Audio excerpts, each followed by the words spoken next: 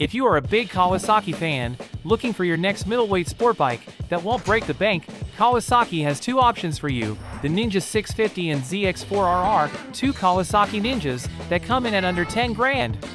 In these videos, we'll dive deep into the specs and details that set these two Ninjas apart, showcasing their key differences to help you decide which one of these Ninjas will suit you best.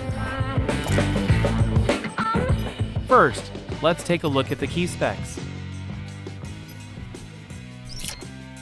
Horsepower-wise, the ZX-4RR, which has two extra cylinders but a smaller displacement, managed to produce an impressive 77 horsepower on the crank, which is 9 more horses than the 650. To achieve this much power with a small engine, Kawasaki engineered the ZX-4RR to be able to scream high, with peak power achieved at 14,500 RPM and a staggering 16,000 RPM redline.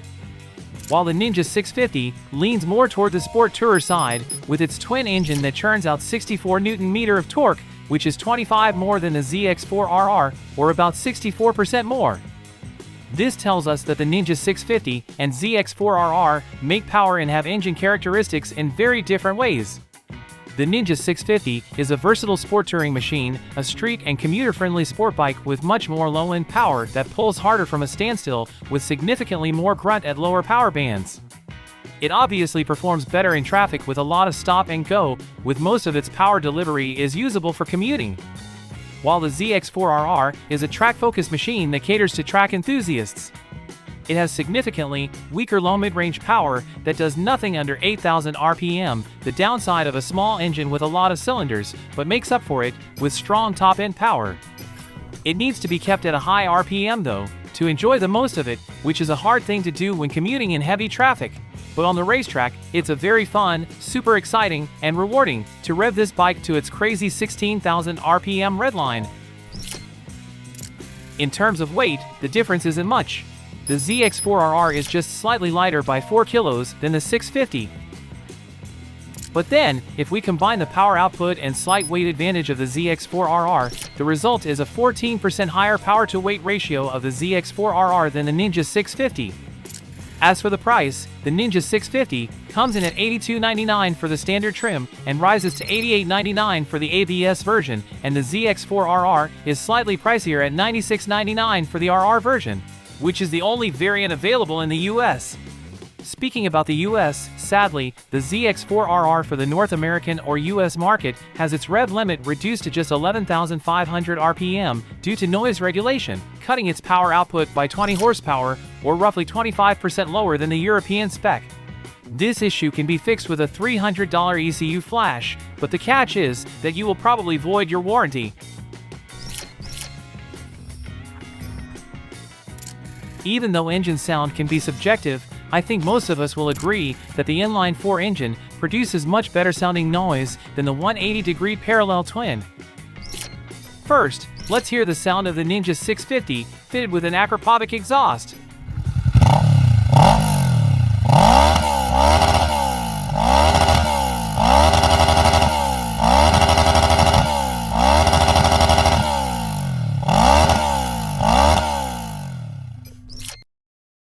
And here is the ZX-4RR, also equipped with an acropovic exhaust.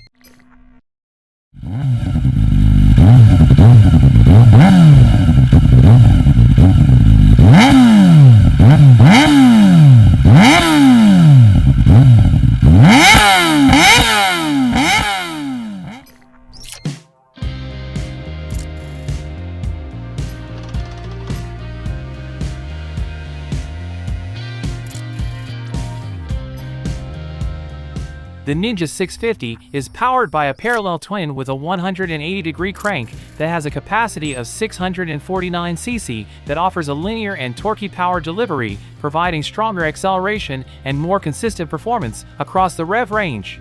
While the ZX-4RR has an inline-4 with a smaller displacement of 399 cc as its powerhouse that delivers a more aggressive power band that thrives at higher revs.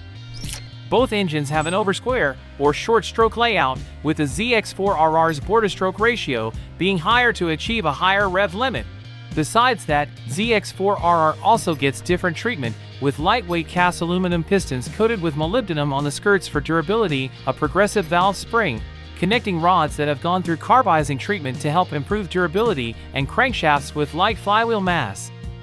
All of that contributes to the high and quick revving nature of the engine. On top of that, the track-oriented ZX-4RR also has a higher compression ratio, which contributes to its higher peak horsepower, but it also needs to be fed with fuel that has a higher octane level than the 650. Both engines are liquid-cooled and have a double overhead cam setup with 4 valves per cylinder for the valve train. Power is passed through a 6-speed wet multi-plate clutch transmission, complete with an assist and slipper clutch. They also have the same fuel capacity of 15 liters. Unfortunately, due to a lack of data, we can't provide a fuel consumption comparison, but I think they have similar fuel consumption, roughly around 4 liters for every 100 kilometers.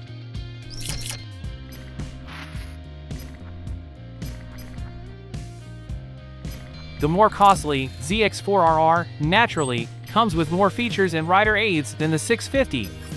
Aside from the dual-channel ABS brake, which is a standard feature on both bikes, the ZX-4RR gets ride-by-wire throttle with 4 riding modes and a quickshifter with auto-blipping capability for seamless upshifts and downshifts without the need for a clutch. There is also a 3-level traction control system available on both bikes as a standard feature, and both bikes are fitted with a 4.3-inch TFT display that can be paired to your smartphone through Kawasaki's Radiology app, which gives you access to a wide variety of features, including checking vehicle info, riding log, phone notifications, and general settings. If features, performance, and urban riding are your biggest priorities, you might want to check out the new urban electric motorcycle from our sponsors of this video, the Fllow. The Fllow is the urban bike of the future, built and designed with performance and practicality in mind, without sacrificing looks. As you may already know or have guessed, the Fuell, which rhymes with Buell, is the brainchild of the legendary and renowned motorcycle racer, engineer, and designer Eric Buell. For its powerhouse, a high-performance motor, specifically developed by Fuell themselves, is capable of producing 47 horsepower and churning out instant and massive torque that provides rapid acceleration, which will be very handy when overtaking and riding through congested city traffic with a lot of stop and go. Although the Fllow is made for city commuting, it also has highway-capable speeds, a top speed of 140 km per hour, and on top of that, with a single charge of just less than 30 minutes, it can cover up to 240 kilometers of urban riding. As for the design, not only does it look elegant and futuristic, but it is also practical. The Fllow has 50 liters of storage capacity, which can easily store your full-face helmet, computer, or work bag. It also boasts a modular design that allows for easy upgrades of the battery, the wheel motor, and the charging system as your needs and requirements evolve over time or when new technologies become available in the future. If you are interested and want to find out more about the Fllow, check out the link in the description, and I want to thank Fuell for sponsoring this video. Back to the Ninja 650 and ZX-4RR. As for the frame, both use a cost-effective trellis-style frame made from high-tensile steel, with the difference being in the geometry, where the track-focused ZX-4RR frame, claimed by the Green Team, was designed using inputs from Kawasaki Racing Team's efforts in the World Superbike Championship. It also has a slightly more aggressive rake of 23.5 degrees.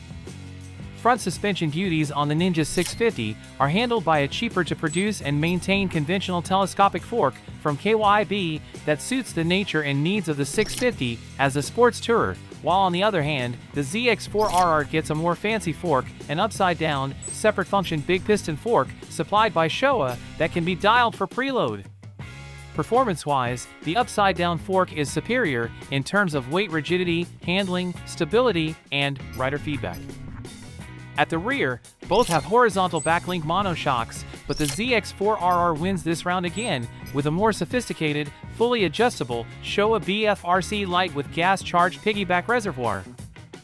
The wheels on both bikes are standard cast aluminum wheels, and for the stopping power, the 650 gets a budget 2-piston axial mount caliper at the front, while the ZX-4RR excels with a stronger 4-piston radial mount caliper.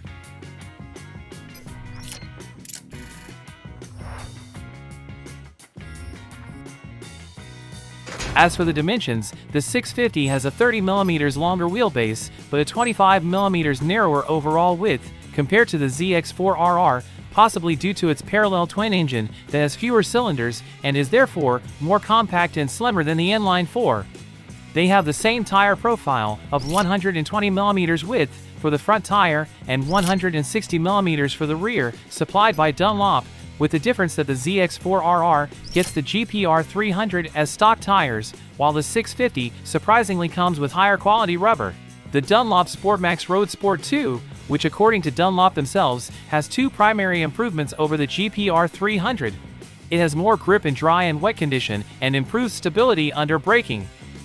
Both have an accessible and friendly seat height for shorter riders, which is still reasonably low for a sports bike. The ZX-4RR has an 800mm seat height, which is 10mm higher than the 650. Then, if we look at the rider's triangle, the race-focused ZX-4RR obviously has a more aggressive riding position than the 650, with lower clip-ons and higher position foot pegs, though it's still more comfy and not as committed as the Ninja ZX-6R.